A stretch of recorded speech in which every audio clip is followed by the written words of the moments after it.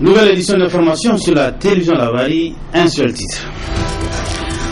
3 août 1960, 3 août 2015, cela fait 55 ans que le Niger est indépendant.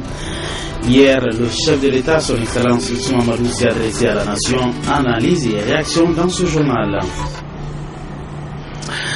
Mesdames, Messieurs, bonsoir et bienvenue sur cette édition d'information sur la télévision Lavari. Le Niger a célébré aujourd'hui le 55e anniversaire de son indépendance acquise le 3 août 1960. À cette occasion, le président de la République, Issou Mamadou, s'est adressé à la nation. Hier, le chef de l'État a d'abord parlé de la situation sécuritaire à la lutte, notamment à la lutte contre Boko Haram. On écoute le président de la République, Issou Mamadou. Le gouvernement a pris toutes les dispositions pour que ne soient pas vains les sacrifices suprêmes de ceux qui sont tombés et pour que triomphe la cause pour laquelle ils se sont battus. Il est déterminé à défendre nos institutions démocratiques, à assurer la sécurité de nos frontières, ainsi que celle des personnes et des biens sur l'ensemble de notre vaste territoire. Conscient de l'existence de l'effet papillon dans les affaires humaines, c'est-à-dire de la possibilité que des petites causes produisent de grands effets, le gouvernement suit dans les détails, quotidiennement, en rapport avec la hiérarchie militaire et à travers les réunions hebdomadaires du Conseil national de sécurité, la mise en œuvre des opérations conçues pour contenir les menaces auxquelles notre pays est exposé. Ces opérations enregistrent un succès indéniable.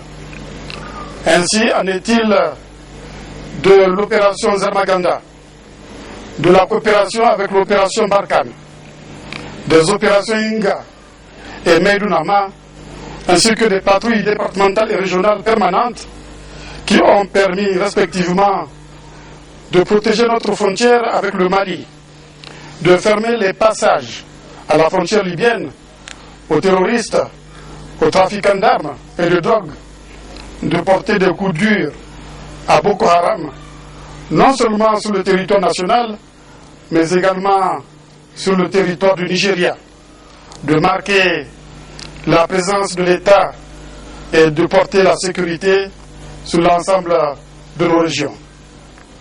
La bravoure et le courage de nos armées sont notre premier atout dans cette lutte. Je me dois donc de saluer à nouveau ces hommes et ces femmes qui se battent héroïquement tous les jours, et ce depuis plusieurs mois, pour que nous puissions tous vivre en paix. Autre point évoqué par le chef de l'État, il s'agit de la campagne agricole en cours, une campagne qui a accusé un retard comparé donc à l'année 2014. Retrouvons le chef de l'État. La présente campagne agropastorale est marquée par une installation tardive des pluies. La grande majorité des producteurs agricoles n'ont pu effectuer les semis des cultures pluviales qu'au mois de juillet, soit avec un mois de retard par rapport à une année normale. Du reste, cette installation tardive de la saison pluvieuse corrobore malheureusement les prévisions météorologiques effectuées par ACMAD, qui annonce en outre avec une forte probabilité un arrêt prématuré des pluies en fin de saison. Cette situation, vous vous en doutez, pourrait impacter négativement le cours de la campagne agropastorale et susciter des inquiétudes légitimes chez les producteurs agricoles et les éleveurs. Je partage ces inquiétudes et nous prions Dieu pour qu'il apaise nos inquiétudes. Parallèlement, et ceci conformément à mon engagement d'assurer la sécurité alimentaire de notre peuple, j'ai instruit le gouvernement pour que soient prises toutes les mesures idoines afin d'anticiper sur les résultats de la campagne. Nous savons ce que nous avons à faire. Il s'agit de poursuivre plus que jamais la mise en œuvre de l'initiative 3N, en mettant l'accent dès maintenant sur les cultures pluviales de diversification et en prenant toutes les dispositions pour le démarrage à temps de la campagne des cultures irriguées. C'est pour mieux évaluer l'ampleur de ces actions et sensibiliser les populations que des missions ministérielles ont été dépêchées dans les régions. Les informations collectées sur le terrain permettront de mieux guider l'action gouvernementale. Je ne cautionnerai pas le trucage des élections au Niger. Je veillerai à ce que les élections soient libres, crédibles et transparentes, déclare le président de la République Issou Mahamadou. Une déclaration diversement appréciée par la classe politique nigérienne. Le résumé de toutes ces actions avec Moussa. Ces élections. Dans son discours à l'occasion du 55e anniversaire de l'indépendance du Niger, le président de la République, Issoufou Mahamadou, rassure les Nigériens et la communauté internationale que les élections générales de 2016 seront libres, crédibles et transparentes. Ces élections constituent une phase importante dans le processus engagé depuis 4 ans d'instauration d'institutions démocratiques et républicaines fortes et stable. Il s'agit là, on s'en souvient, d'un de mes engagements les plus forts. En effet, il s'agit de la première des 8 priorités du programme de Renaissance. Or, que je mettrai un point d'honneur à contribuer à l'expression libre des suffrages du peuple nigérien et à l'organisation d'élections inclusives. Mon parcours politique exempte de toute participation à des entreprises liberticides en constitue une solide garantie. C'est dire que je ne cautionnerai pas l'organisation d'élections tropicalisées, pour ne pas dire truquées. Je considérerai des élections mal organisées comme un échec personnel. Et je ne serai jamais à la base d'un travestissement de l'expression de la volonté populaire. Des élections acceptées par tous et le souhait de tous. La classe politique apprécie diversement l'annonce faite par le président Issoufou.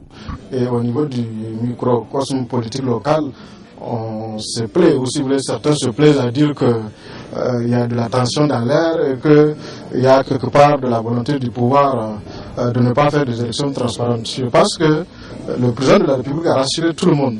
Et c'est un discours d'apaisement. Et même ceux qui ont des inquiétudes doivent aujourd'hui se sentir rassurés. Le président de la République dit qu'il considère comme un échec personnel qu'on n'arrive pas à organiser des élections transparentes dans ce pays. Donc ça, c'est quand même extrêmement fort. Et il n'y a pas d'inquiétude à partir du moment où le premier magistrat du pays lance lui-même un appel à l'endroit des forces politiques, à l'endroit de la société civile, à l'endroit des structures en charge des élections, pour que chacun joue sa partition, chacun essaie d'agir avec responsabilité. Et à partir de ce moment-là, je pense que les inquiétudes doivent être levées. Quand il dit qu'il va organiser des élections transparentes, libres et équitables, nous disons que c'est le contraire qu'il va faire. Cela ne nous surprend guère, compte tenu du passé, de tout ce qu'il a eu à faire pendant ces 3 ans. C'est dire donc qu'au niveau de l'opposition, nous sommes sceptiques et nous ne croyons pas à ce qu'il a dit. S'il y a des élections transparentes, inclusives, équitables, cela ne serait pas du fait du président de la République, mais cela va être du seul fait de l'opposition et du peuple nigérien. Parce que le peuple nigérien n'acceptera pas que sa souveraineté lui soit arrachée. Parce que, où se trouve le président de la République lorsque la Constitution est violée de gauche à droite, lorsque des décisions sont prises pour interdire uniquement à l'opposition de manifester, lorsqu'il accepte des gens qui soient aussi bien de l'opposition que se revendiquent de l'opposition et de la majorité, lorsque lui, le président de la République, est en train de des dissidences. Comment voulez-vous que nous croyions à cet homme? Les échéances électorales débuteront au Niger à partir de février 2016 avec la présidentielle premier tour couplée aux législatives. D'un travestissement. Le Niger fête aujourd'hui 55 ans d'indépendance. Que représente cet événement pour les Nigériens? Quel est l'impact de 55 ans de souveraineté sur la vie sociopolitique et économique de notre pays? Sont entre autres les questions qui ont provoqué ce commentaire signé Ali Cissé Ibrahim. 3 août 1960, 3 août 2015, la République du Niger a 55 ans d'indépendance vis-à-vis du colonisateur qui était la France. 55 ans, c'est l'âge de maturité dans la vie d'une nation. De 1960 à nos jours, le chemin parcouru a été long, mais la route qui reste pour le peuple nigérien est aussi longue vers l'infini. Ainsi, les questions parmi tant d'autres que les Nigériens doivent se poser sont les suivantes. Nos 55 ans d'indépendance, à quoi nous ont-ils servi? Peut-on aujourd'hui être fier des résultats engrangés tant sur le plan politique, économique que social? Ou encore, le Niger a-t-il présentement les dirigeants qui peuvent le mener sur la voie du développement? Pour répondre à ces questions, le constat actuel est le plus amer. En effet, en 55 ans, le Niger a cheminé au gré du régime despotique pour se retrouver à l'heure actuelle dans une démocratie des plus ambiguës. Une démocratie dans laquelle nos dirigeants ont des difficultés à affirmer leur souveraineté à l'endroit de l'ancien colonisateur. Un esprit néocolonial plane sur le Niger avec la réinstallation des militaires français sur notre territoire. Et l'une de nos richesses minières, qui est l'uranium, est prise en otage au point où la majorité des Nigériens ne savent pas ce qui se passe dans ce domaine. Cependant, le plus pénible pour beaucoup de Nigériens réside actuellement dans l'absence d'un leadership positif. Du coup, la désorientation politique et morale est énorme dans notre pays, au point où notre devise si chère à nous, fraternité, travail, progrès, pleure chaque jour que Dieu fait. À l'image de nos leaders politiques qui sont devenus hargneux les uns envers les autres, le peuple se retrouve contaminé à telle enseigne que la culture de la fraternité, très nécessaire pour le progrès, est complètement abandonnée. Le peuple nigérien qu'on connaissait très poli, honnête, digne et solidaire, est aujourd'hui sujet à la perversion morale du fait du comportement politicien. Pire encore, les fausses promesses sont érigées en norme d'exercice du pouvoir. Et pourtant le mensonge, comme le dit la formule, est la seule et facile ressource de la faiblesse. Et la réalité est difficile de cacher et que la vie est dure pour la grande partie du peuple nigérien qui se démène pour s'extraire de la pauvreté. Une pauvreté voulue car le pays regorge d'énormes potentialités minières qui peuvent permettre aux populations de vivre dans la décence. Pour tout dire, le problème des Nigériens réside dans l'incapacité des dirigeants à rassembler le peuple et à lui donner espoir dans la construction du pays. Et pourtant, d'après Hélène Keller, l'optimisme est la foi qui mène à la réalisation. Rien ne peut se faire sans l'espoir et la confiance. Ceci pour dire que les populations nigériennes sont fatiguées de la guerre politique que se font nos leaders dans le seul but d'assouvir leurs intérêts particuliers et égoïstes au détriment du peuple. Le Niger est un grand pays. Il incombe à l'ensemble des Nigériens du plus petit au plus grand de se ressaisir afin de réorienter le Niger sur la route de la prospérité. Et cela dans un climat de paix politique, de justice, de tolérance et de solidarité.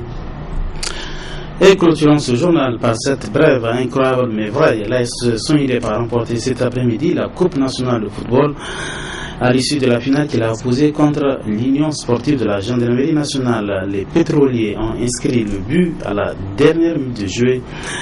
L'AS Sonidep, un club de 2e division, vient ainsi d'inscrire son nom dans le palmarès de la Coupe nationale du Niger. Nous y reviendrons dans nos prochaines éditions d'information. Ainsi prend fin ce journal. Merci à vous de l'avoir suivi. Bonsoir.